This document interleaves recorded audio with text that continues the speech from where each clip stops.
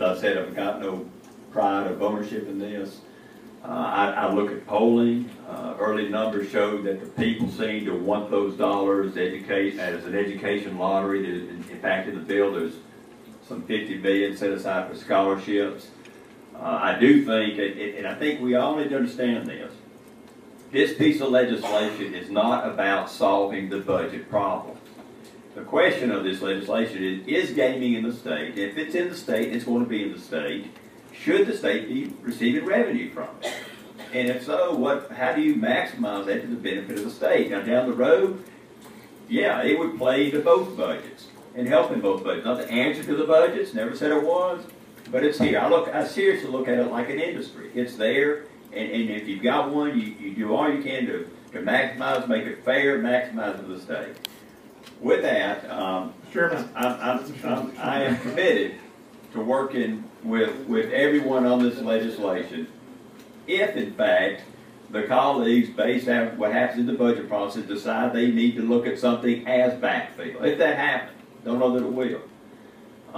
And I will not bring to the floor until these members and others have sat around and decided what combination would make the most sense to have a chance of passage.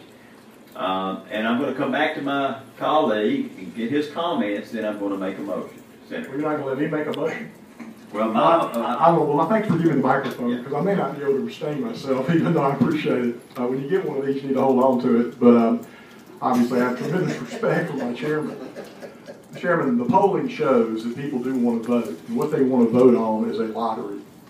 You know, education, we have managed our way through this issues and through the Great Recession. The money that's ended up in the education ETF has been because voters have voted for it there. Previous legislators that have been elected by the people have voted to put it there. We don't need to backfill anything.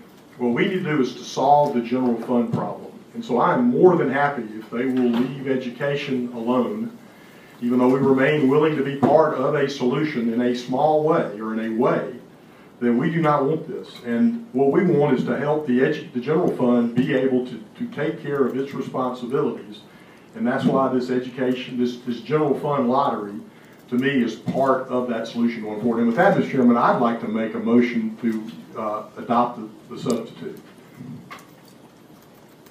I'd like a second. This is it.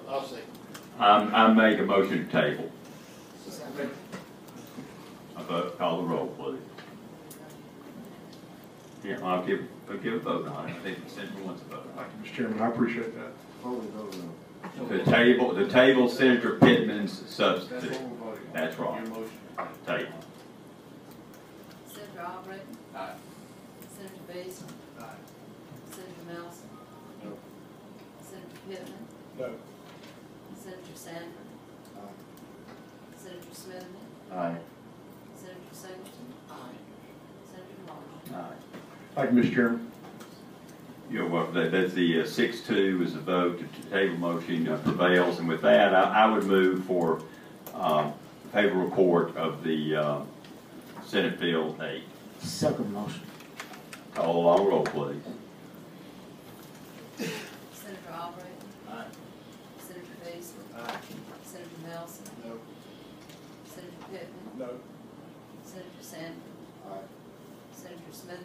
Aye. Senator Singleton. Aye. Senator Marshall. Aye. 6-2, it receives her report. That concludes me. Thank you, ladies and gentlemen. Thank you, members of the committee. We stand adjourned.